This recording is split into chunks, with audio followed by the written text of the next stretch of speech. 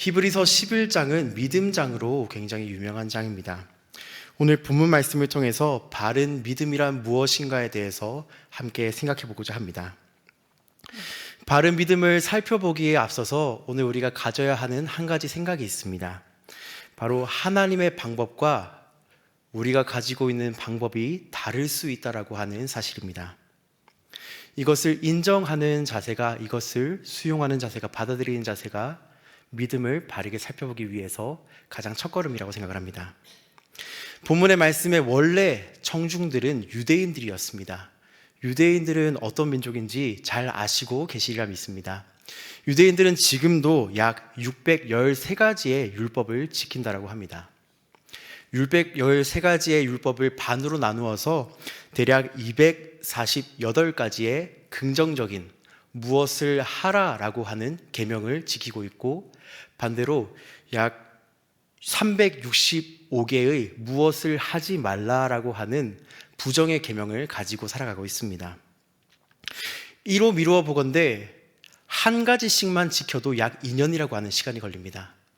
얼만큼 율법을 충실히 지키며 살았는지를 알 수 있습니다.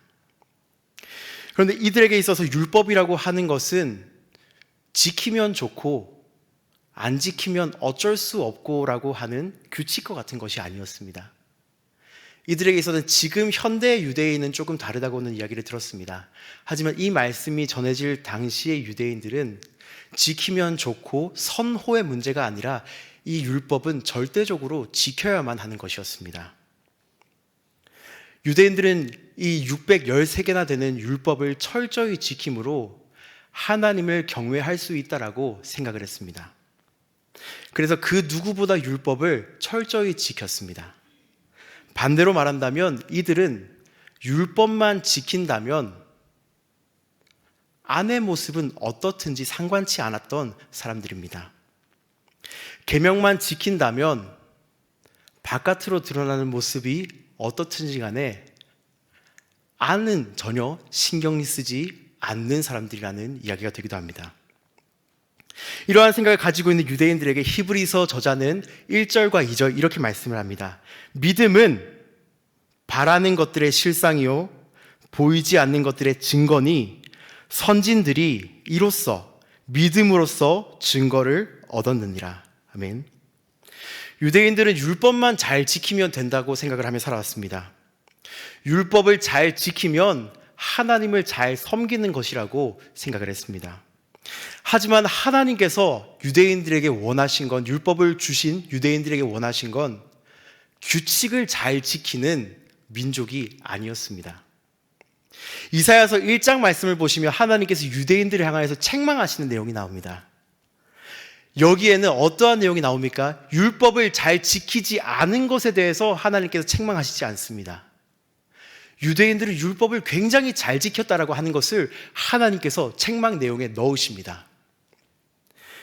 율법을 너무 잘 지켜서 예배를 너무 잘 드렸는데도 불구하고 하나님께서는 유대인들에게 책망의 음성을 들려주십니다. 왜 그렇습니까? 이스라엘 백성들이 행동으로는 하나님을 섬기지만 마음으로는 하나님으로부터 멀어졌기 때문입니다. 11절 말씀입니다. 무수한 재물이 내게 무엇이 유익하뇨? 나는 수양의 번제와 살진 짐승의 기름에 배가 불렀고 나는 수송아지나 어린 양이나 수염소의 피를 기뻐하지 아니하노라. 14절 말씀입니다. 내 마음이 너희의 월삭과 정한 절기를 싫어하나니. 하나님께서 이렇게 책망하고 있으십니다.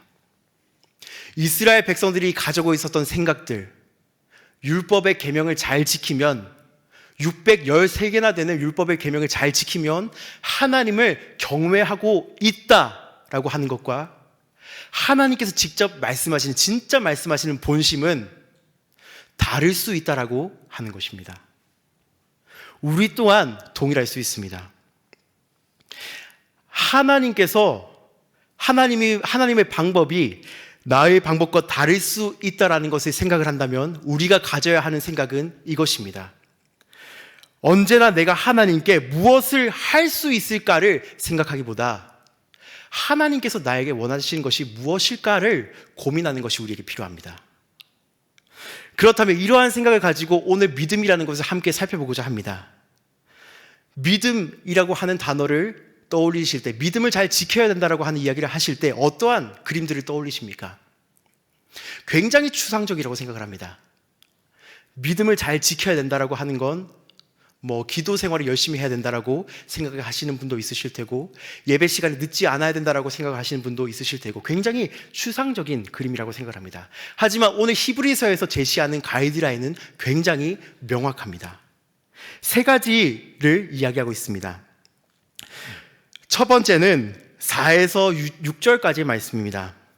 4에서 6절 말씀을 보시면 아벨과 에녹에 대한 이야기를 설명하고 있습니다. 아벨이 어떠한 인물인지 혹시 기억을 하십니까? 구약 성경 제일 초반에 나오는 인물입니다. 바로 가인과 더불어서 나오는 가인의 동생입니다. 이들에게 어떤 사건이 있었습니까? 가인과 아벨이 함께 하나님께 제사를 드렸습니다. 그런데 하나님께서 가인의 제사는 받지 않으시고 아벨의 제사는 흠향하십니다. 여기에 대해서 한 목사님께서 아마도 100% 장난이었을 거라고 생각합니다. 아벨의 제사를 받으시고 가인의 제사를 받지 않으신 이유는 하나님께서 육식을 좋아하시기 때문이다라고 이야기를 하셨던 이야기가 머릿속에 갑자기 생각이 납니다. 하나님께서 아벨의 제사를 받으신 이유는 육식을 좋아하셔서가 아닙니다. 창세기 4장 4절 말씀에 여기에 대한 근거가 나와 있습니다. 창세기 4장 4절 말씀은 이렇게 이야기를 하고 있습니다. 하나님께서 아벨과 그가 바친 제물은 받으셨으나, 아벨이 하나님께 바친 것은 육류가 아니었습니다. 총 두 가지였습니다. 하나님께서 아벨에게 받으신 것은 두 가지였습니다. 첫 번째는 아벨, 그리고 두 번째는 그가 바친 제물이었습니다. 즉 하나님께서 가인의 소제를, 가인의 그 제사를 받지 않으신 이유는 채소여서 받지 않으신 것이 아니라 마음이 담겨 있지 않았기 때문에 그 제사를 받지 않으셨다라고 하는 성경의 고발이고, 반대로 아벨의 제사를 받으신 이유는 아벨이 하나님께 마음을 드렸기 때문에, 하나님께 마음의 고백을, 사랑의 고백을 드렸기 때문에 하나님께서 그의 제사를 받으셨다라고 창세기 말씀은 이야기를 하고 있습니다. 또 에녹에 대해서 히브리서 말씀이 설명하고 있습니다. 에녹은 어떠한 사람입니까?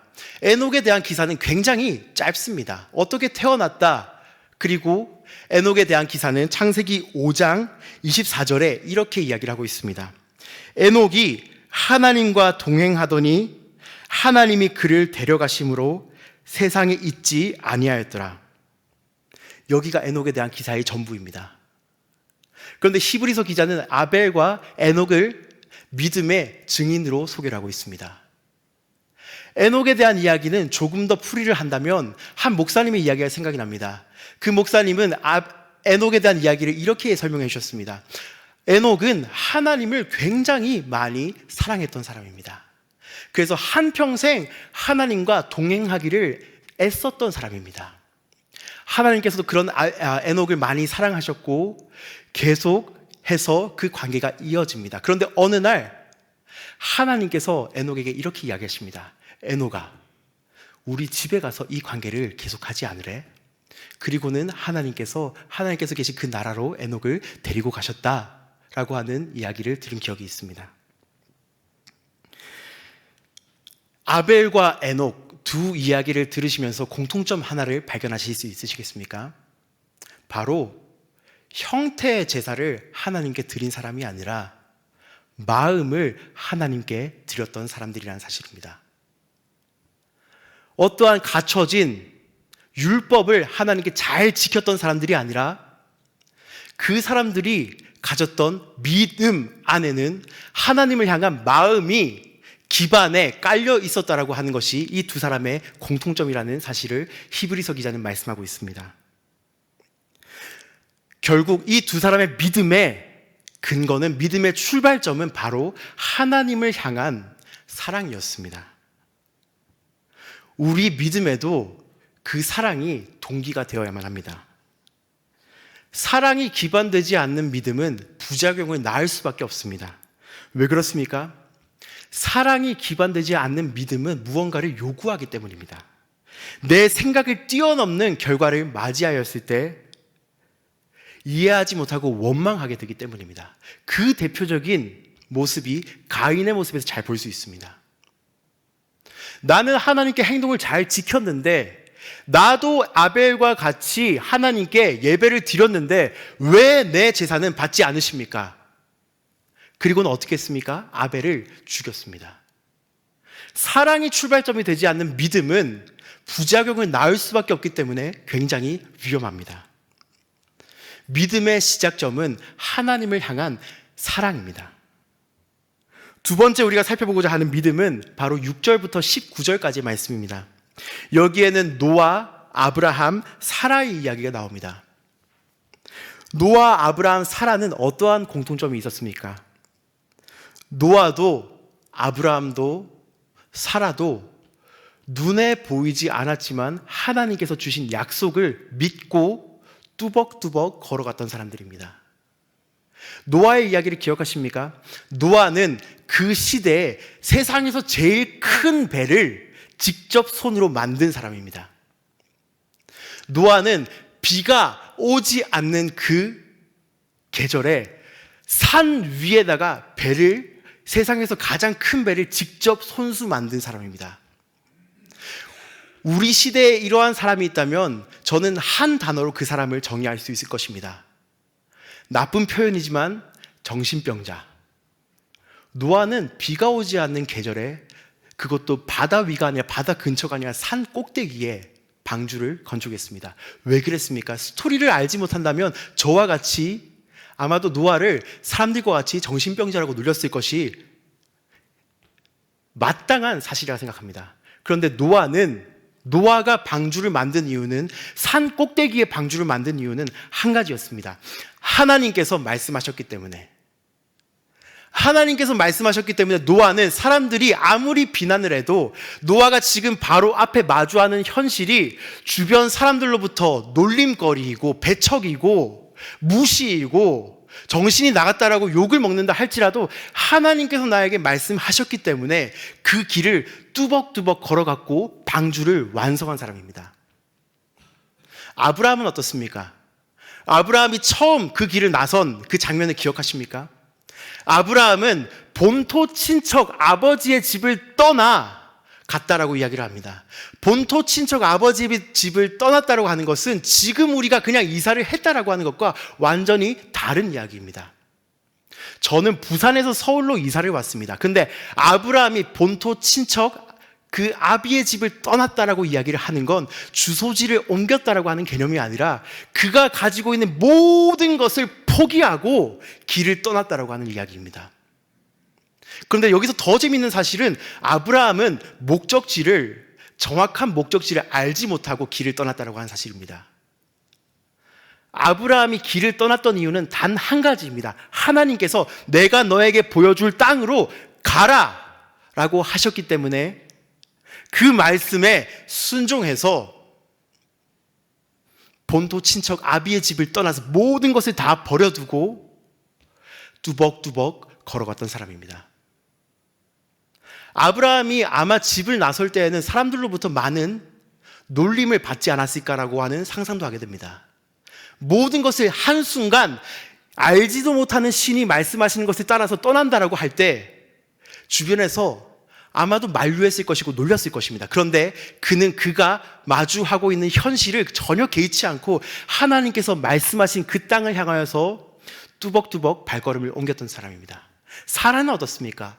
사라는 하나님께서 약속을 주실 때 이미 생리가 끊어진 사람입니다. 생리 불균형이 아닙니다. 이미 나이가 차서 폐경이 왔고 생물학적으로 임신을 할 수 없는 상태였습니다. 사라도 그것을 잘 알았습니다. 그래서 하나님께서 아브라함에게 사례를 통해서 너에게 씨를 주겠다라고 말씀하실 때 사라가 어떠했습니까? 자기 몸을 정확하게 알았기 때문에 하나님을 향해서 비웃었습니다. 그런데 시간이 조금 지나고 사라는 하나님의 말씀을 다시 한번 순종하기, 믿기 시작합니다. 그 결과 어떻게 되었습니까? 사라, 이미 임신을 할 수 없는 그 여인의 몸에서 약속의 아이가 태어났습니다. 이들 모두 공통점이 있습니다. 이 세 사람 모두 노아도 아브라함도 사라도 공통점이 있습니다.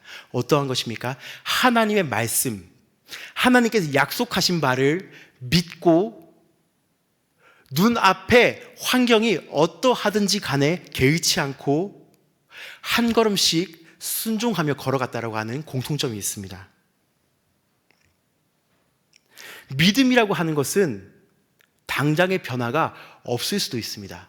하나님의 약속을 믿고 따라가는 삶은 당장 눈앞에 보이는 큰 변화가 없을 수도 있습니다. 하지만 확실한 것은 믿음이라고 하는 것은 눈앞에 변화가 보이지 않는다고 해도 그것을 바라보며 따라가다 보면 어느 순간 하나님께서 이루신다라고 하는 것입니다. 믿음은 상황의 변화에 개의치 않고 하나님께서 약속하신 바, 하나님께서 말씀하신 바를 따라가는 것이 믿음이라고 히브리서는 말씀하고 있습니다. 지금 당장 눈앞에 먹구름이 보이지 않는다 할지라도, 지금 당장 사람들이 나를 향하여서 비웃고 손가락질하고 욕한다 할지라도, 목적지가 어디인지 모르지만 하나님께서 주신 약속을 믿고 나아가는 것, 이미 생물학적으로 임신할 수 있는 상태가 끝났지만 하나님께서 말씀하셨기에 그 약속을 믿고 한 걸음씩 걸어가는 것, 그것이 바로 믿음이라고 히브리서는 말씀하고 있습니다. 하나님의 말씀을 기다리는 것이, 이루어지기를 기다리는 것이 믿음입니다. 믿음은 약속을 주신 분을 바라보는 것입니다. 환경이 아니라. 우리 또한 삶에서 이러한 일들을 참 많이 경험한다고 생각을 합니다. 하나님께서 우리에게 매 주마다 그리고 매일 큐티를 할 때마다 말씀을 주십니다. 그 안에는 순종하기 쉬운 것들도 있습니다. 하지만 그 말씀 안에는 때로는 우리가 당장 순종하기 어려워 보이는 것들도 있습니다. 예를 들어서 소외된 자를 돌보라고 하는 말씀이 들었습니다. 그런데 소외된 자를 아무리 돌보아도 나에게 유익이 있습니까? 유익이 없습니다. 그리고 소외된 자를 아무리 돌보아도 그들의 인생이 갑자기 드라마틱하게 변화가 있습니까? 그러한 경우가 굉장히 드뭅니다. 하지만 믿음이라고 하는 것은 당장 눈앞에 있는 변화에 초점을 맞추는 것이 아니라 약속하신 하나님께, 말씀하신 하나님께 시선을 맞추고 순종하는 것이 바로 믿음입니다. 마지막으로 20절부터 29절까지의 말씀입니다. 여기에는 수많은 인물들이 나옵니다. 이삭, 야곱, 요셉, 모세 등등의 인물들이 나옵니다. 이들의 공통점이 무엇인지 아시겠습니까? 바로 세상을 다른 시각으로 바라보는 사람들입니다. 만만치 않은 현실, 내 생각과 다르게 가는 현실을 있는 그대로 받아들이지 않습니다. 이들은 전지전능하신 하나님께서 나와 함께 하신다라고 하는 그 전제를 가지고 세상을 바라보는 사람들이었습니다. 23절부터는 모세 이야기가 나옵니다. 모세는 어떤 인물입니까? 모세는 태어나면서부터 위험을 겪은 인물입니다. 모세가 태어날 당시의 분위기를 기억하십니까? 모든 아이들이 죽을 수밖에 없는 상황이었습니다. 그런데 기적과 같이 모세는 한순간에 그 신분이 역전되어서 죽을 수밖에 없는 운명에서 왕족으로 바뀌게 됩니다. 하지만 모세는 애굽에서 왕족으로 살지만 하나님에 대한 말씀을 그 어머니 미리암을 통해서 배웠습니다. 모세는 전지전능하신 하나님에 대해서 배웠습니다. 편하게 살 수 있었습니다. 왕족이지 않습니까? 그런데 모세는 이스라엘 백성들이 고난받는 것을 못 본 척할 수 없었습니다. 그래서 히브리서의 표현에 따르면 하나님의 백성과 함께 고난받기를 잠시 죄악의 낙을 누리는 것보다 더 좋아하고 그리스도를 위하여 받는 수모를 애굽의 모든 보화보다 더 큰 재물로 여겼으니 이는 상 주심을 바라보았음이라. 아멘 이라고 이야기를 합니다. 모세는 만만치 않은 현실 가운데에서 상 주시는 일을 바라보았다라고 이야기합니다. 그리고 보이지 아니하는 자를 보는 것 같이 참았다라고 성경은 고백을 합니다. 즉, 내 생각과 다르게 흘러가는 현실에 마음을 이리저리 떠두게 놔두는 것이 아니라 하나님이 전제된 상태로 전지전능하신 하나님께서 나를 지켜주시고 함께 하신다라고 하는 그 사실을 생각함으로 살아갔던 사람이 모세였습니다. 또 35절 말씀에는 이러한 이야기들이 나옵니다.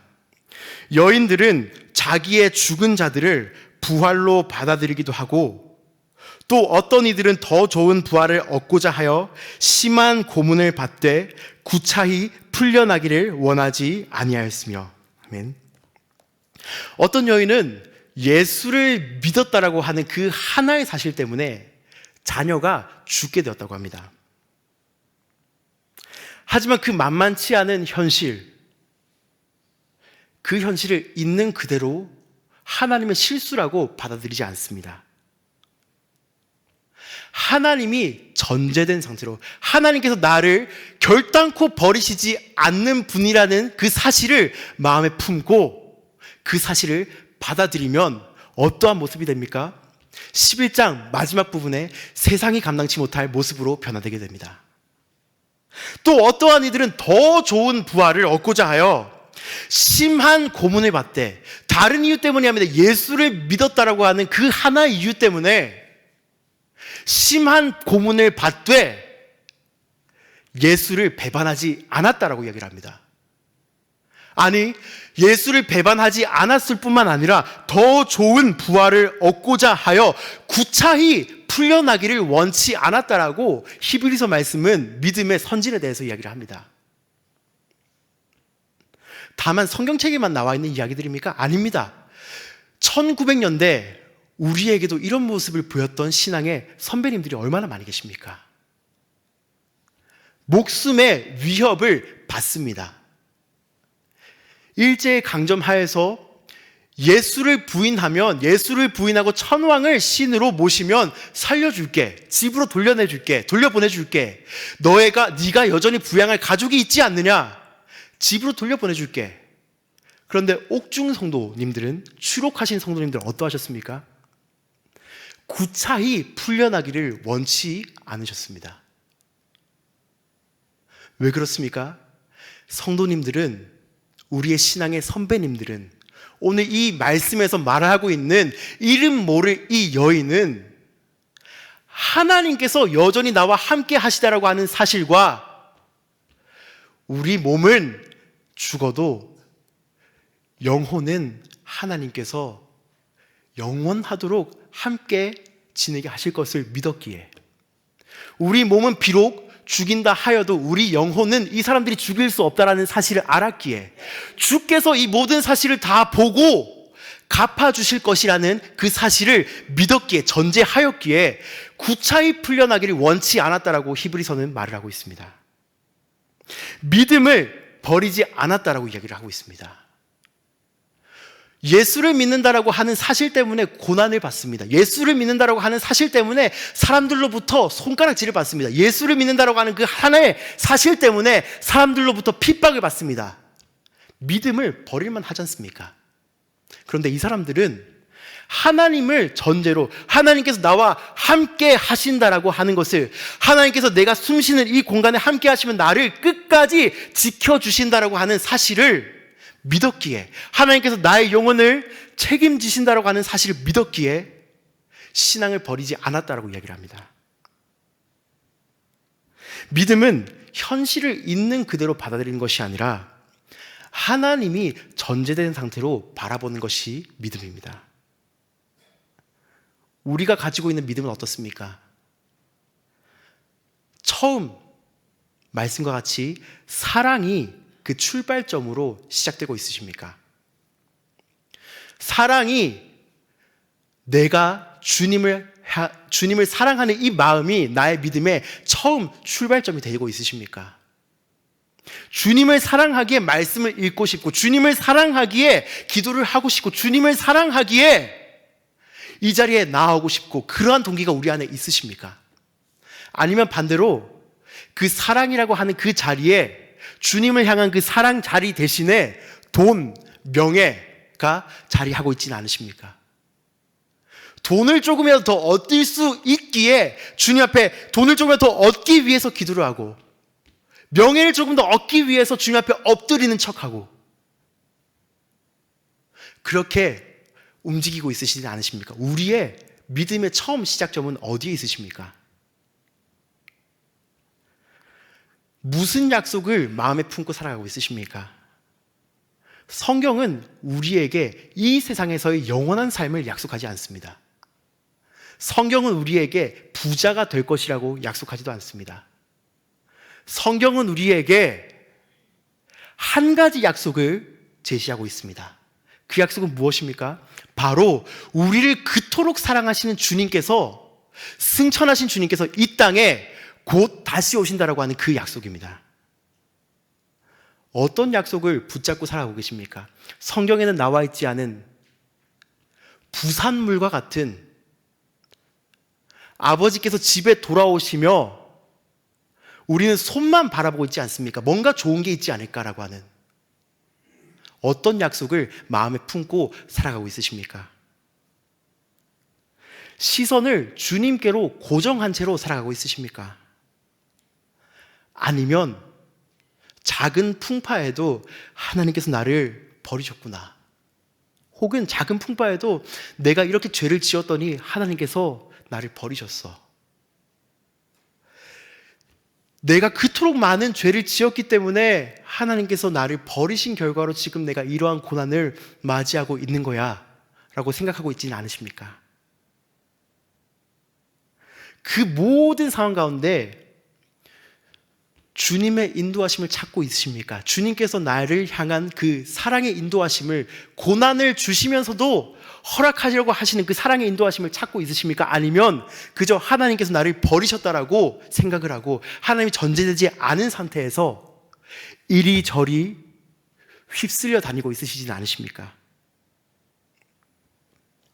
사실 우리의 믿음을 꼼꼼히 천천히 살펴보노라면 마음이 참 허탈하기만 합니다. 한평생 신앙을 가지고 지금까지 살아왔다고 생각을 하는데,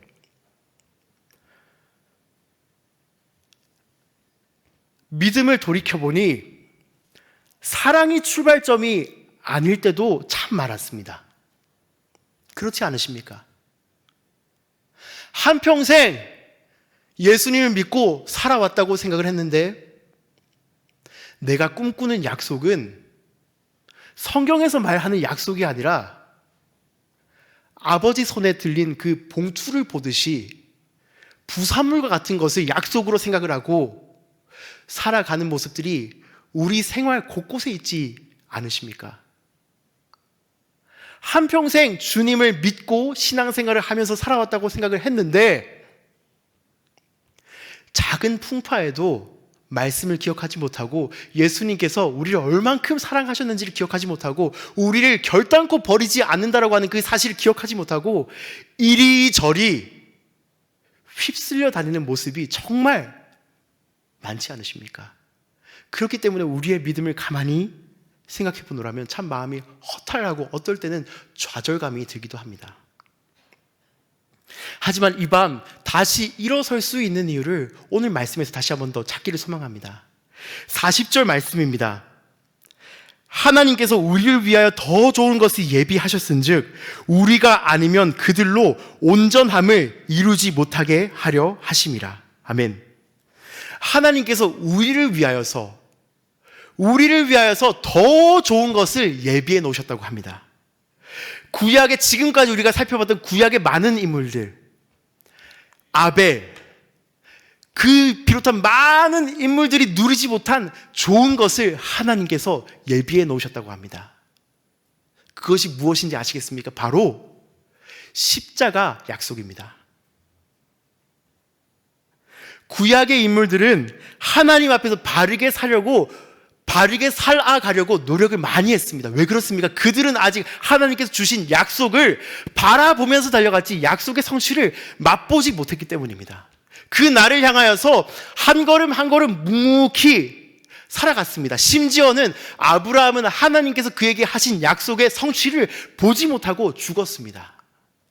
그런데 이 말씀을 듣는 우리에게는 신약의 시대를 살고 있는 우리에게는 하나님께서 더 좋은 약속을 예비해 놓으셨다고 합니다. 바로 십자가 약속입니다. 하나님께서 인간의 몸을 입고 이 땅 가운데 내려오셨습니다. 우리를 너무나 많이 사랑하시기 때문에 그 나라에 하나님 아버지께서 왕으로 통치하고 계신 그 나라에 함께 들어가게 하시고자 자신의 목숨도 아깝지 않은 대가로 지불을 하셨습니다. 믿음이 없는 우리를 그 나라에 들어가게 하시려고 우리를 위해서 먼저 값을 지불하시고 우리를 초대하십니다. 그렇기에 우리는 이미 구약의 인물들과 비교할 수 없는 더 좋은 약속을 이미 바라보며 살아갈 수 있게 되었습니다. 오늘 밤 나의 믿음이 적음이 아니라 다시 한번 우리에게 사랑을 베풀어 주신 주님을 함께 바라보시지 않으시겠습니까?